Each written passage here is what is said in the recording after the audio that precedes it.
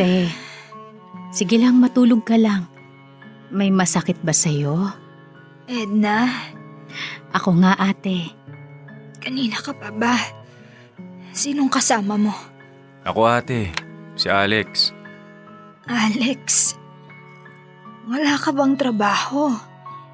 Edna, bakit naman inistorbo mo pa ang asawa mo?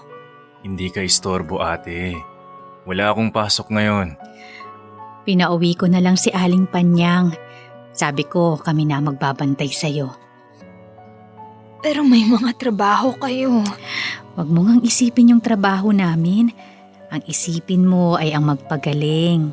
Di dito na muna kami ni Edna ate, para mabantayan ka. Ha? Paanong mga anak niyo? Nakila nanay sila ate. Sila nanay muna ang magbabantay sa kanila. Kaya magpahinga ka na lang dyan at kami na ang mag-aasikaso sa'yo. Ate, bakit? Ito ang kinakatakot ko sa pagtanda. Ang magkasakit at makaabala. Ano ba namang sinasabi mo dyan, ate? Hindi ka abala. Sa dami ng nagawa mo sa amin, kulang pa ang alagaan ka lang. Salamat sa inyong mag-asawa ha. Ate, lalabas lang ako ha. Kukunin ko lang yung mga gamit namin sa kotse. Salamat, Alex. Edna, May kailangan ka, ate? natatakot ako. Saan? Natatakot akong mamatay ng biglaan. Ate, ano ba naman yan? Huwag ka nga magsalita ng ganyan. Edna, mahirap tanggapin. Pero alam naman natin na lahat tayo mawawala. Kaya ngayon pa lang, ihanda nyo na ang mga sarili nyo. Ate naman, nakakainis ka. Tama na nga yan. Edna, huwag nating iwasan to. Tanggap ko naman. Kaso hindi pa muna sana ngayon.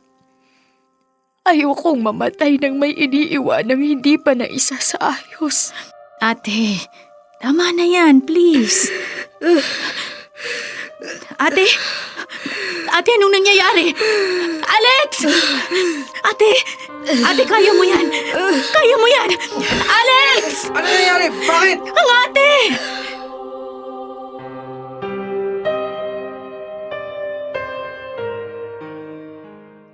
Dear love, itinakbo namin sa ospital ang ate nene ko. Ako nga pala si Edna, 50 anyos. Dalawa lang kaming magkapatid ni ate na 10 taon ang tanda sa akin. Umuwi kami sa probinsya ng asawa kong si Alex at iniwan muna ang 2 anak namin sa biyanan ko. Pumunta agad kami kay ate nang malamang may sakit siya. Bata pa lang ay lagi na kami magkaramay ni ate. Bago pa man mawala ang mga magulang namin. Nawala sila ng masama ang loob sa aming magkapatid. Mamaya ay ikukwento ko ang dahilan kung bakit.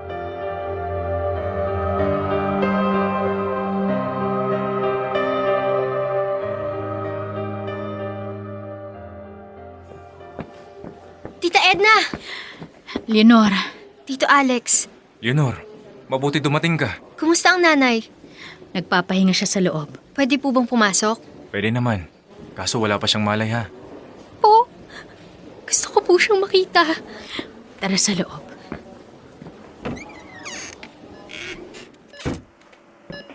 Nay, Sige, kausapin mo lang siya. Nadidinig ka naman niya. Nay, pasensya na ngayon lang ako nakarating ha. Inayos ko po muna kasi lahat ng trabaho sa Maynila bago ako umalis.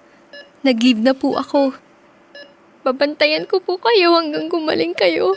Huminahon ka din, Leonor. Baka ikaw naman ang mapano. Sandali, bibili lang ako ng tubig ha. Iiwan ko muna kayo. Sige. Tita, salamat po at nakarating kayo kaagad dito. Anak, Ang ate, Nay, nandito na po ako. Sorry po ngayon lang ako nakarating. Anak ko. O ayan ate, nandyan na si Leonor. Kaya magpagaling ka na ha. I love you, Nay. Mahal na mahal kita, anak ko. May masakit ba sa'yo ate? Tatawag ako ng doktor. Oo nga, Nay. Anong nararamdaman mo? Ayos lang ako. Uwi na tayo. Ate, kailangan ka pang obserbahan kaya dito na muna tayo ng ilang araw. Nandito naman po kami, Nay, kaya isipin niyo na lang nasa bahay tayo at magkakasama, ha? Magaling na ako. Uwi na tayo. Ate, pagbigyan na natin ng mga doktor. Oobserbahan ka raw nila ng ilang araw lang naman. Mag-relax ka na muna, Nay. Anak, may sasabihin ako. Sige po, Nay. Pero mahina pa po kayo. Kaya magpahinga muna kayo tapos usap tayo. Anak, Sandali, tatawag ako ng doktor. Nay! Nay! Nay, anong nangyayari? Nay!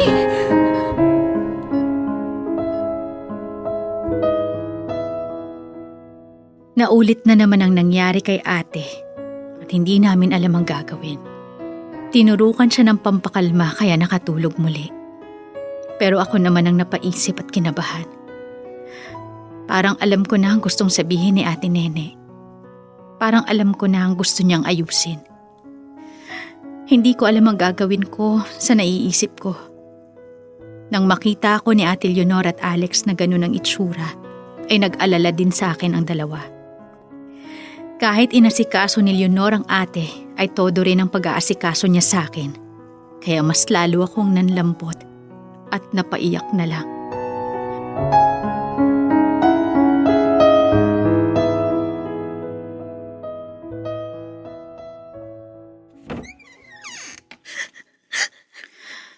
Leonor, Tita Edna, pasok po. bakit ka umiiyak? Ano raw sabi ng doktor? Ihanda na daw natin ang sarili natin. Ano? Kumalma kayo. Magdasal tayo na dugtungan pa ang buhay ni Ate Nene. Tita, natatakot po ako. Ayokong mawala si nanay. Ate ko. Huwag mo na ate. Parang awa mo na. Gusto pa kitang makasama. Matagal akong hindi nakadalaw dahil naging abala sa Maynila. Sana bigyan mo pa ako ng pagkakataon na makasama ka pa ng matagal. Na maalagaan ka. Papasalamatan ka sa lahat-lahat ng ginawa mo sa amin. Edna. Nay! Ate! Umiiyak ba kayo? Hindi po, hindi po. Bakit namumugto ang mga mata niyo? Si ate, kung ano-ano ang nakikita. Ate, kumusta ka na? Medyo nahihirapan huminga. Pero ayos naman. Gusto mo bang magpahinga? Ipapaayos ko sa nurse yung oxygen mo. Hindi na. Ayos lang ako. Bakit pa kayo umiiyak? Para kayong namatayan na. Kaya na naman yung mga biro mong yan eh. Nakakalungkot pero gusto kong huminahon kayo. Ano man ang mangyari, tanggapin natin pare-pareho kung ano ang ibigay ng kapalaran. Nay, Mangako kayo. Edna, Oo ate. Alex, Ate, huwag mong pababayaan ang asawa at ang mga anak mo, ha? Lalo na si Edna. Kung may hindi kayo mapagkakasunduan, sana maging malawak ang pag-iintindi mo. oo ate. Anak ko. Po. Tandaan mo, mahal na mahal kita. Mahal na mahal din kita, Nay. Patawarin mo sana ako. Saan po? Wala naman kayo kasalanan sa akin. Ayokong pumikit ng mata ko na may inililihim sa'yo. Intindihin mo sana ang sasabihin ko. Hindi ako. Hindi ako ang tunay mo. Ina.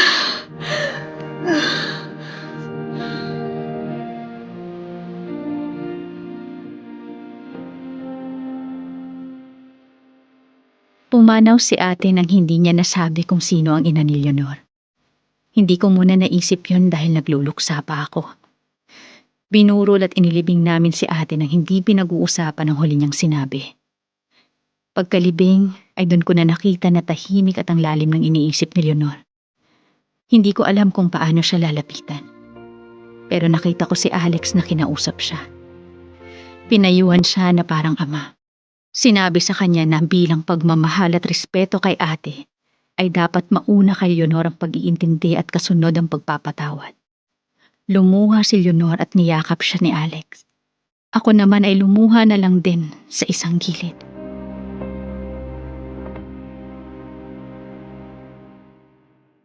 Nag-iisip ka na naman. Tandaan mo ang sabi ni ate. Gusto niya na huminahon tayong lahat. Pasensya ka na. Kailan mo balak umuwi? Tumito na muna tayo. Samahan natin si Leonor. Siguro matapos na lang ang pasyam ni ate. Sige. Huwag ka nang umiyak. Tanggapin na lang natin ng maluwag para hindi din mahirapan si ate. Nakikita niya tayong ganito. Salamat, Alex. Sa lahat. Ano bang salamat? Asawa mo ko. Kaya natural na magkaramay tayo sa lahat ng bagay. Patawarin mo ako. Para saan? Leonor, nandiyan ka na pala. Saan ka ba galing? Diyan lang po sa labas. Nag-isip lang. Maupo ka nga. Kung may gusto kang sabihin, nandito kami ha. Huwag mong kimkimin. Masama yan. Salamat, Tito Alex. Kumain ka na muna. Maghahain ako. Busog pa po ako. Ikukuha kita ng maiinom. Wag na po. Leonor, magsabi ka sa amin. Nandito kami. Malungkot din kami kaya dapat magdamayan tayo. Tito, tita, wala po bang nasabi sa inyo si nanay kung sino ang tunay kong ina? Iha, baka naman nabigla lang ang nanay mo noon. Tito, hindi niya sasabihin yun kung hindi totoo.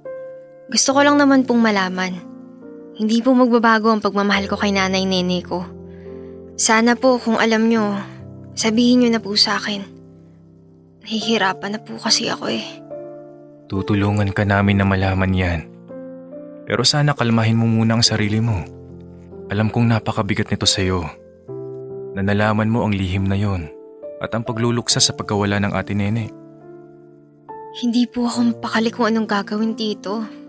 Kahit kalimutan ko po, hindi siya nawawala sa isip ko. Bakit ako iniwan ng nanay ko? Kasalanan ko ba? Bakit hindi man lang siya nagpakita sa akin? Bakit ngayon ko pa nalaman? Sana nung malakas pang nanay nene, para nasabi niya na sa akin ang lahat. Naiintindihan kita. Naiintindihan ko ang mga tanong mo. Tutulong kami. Parang di ko na po kakayanin. Parang mababaliw na po ako. Huwag. Ano ba yung sinasabi mo? Nahihirapan na ako, tita. Lakasan mo ang loob mo. Kung hindi mo man makilala ang tunay mong magulang, nandito pa kami ni Tito Alex mo. Alam ko po, tita. Alam ko naman na mahal niyo ako eh. Pero yung bigat ng puso ko, yun ang di ko kinakaya. Hindi po magbabago ang pagtingin ko sa inyo. Kahit na hindi niyo ako totoong kamag-anak. Huwag kang magsalita ng ganyan. Hindi ka iba sa amin. Pero ibang dugo ko. Iniwan ako ng kadugo ko. Sana pinatay niya na lang ako. Hindi.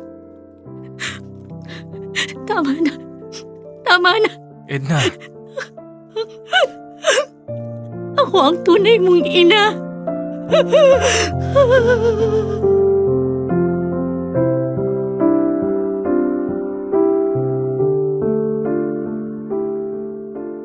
Dear love, ang hirap makita na ang bigat ng loob ng anak ko.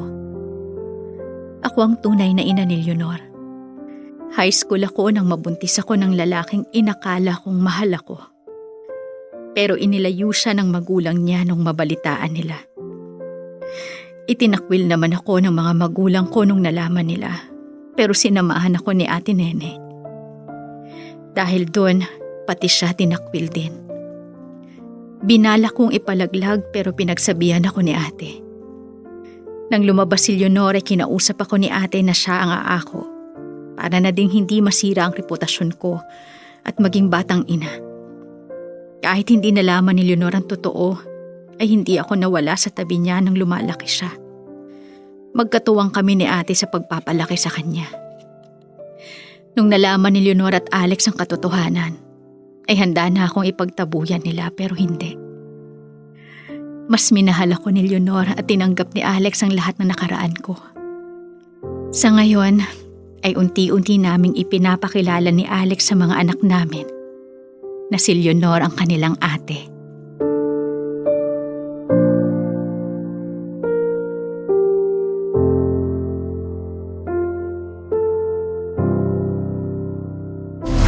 Metro's #1 Love Radio.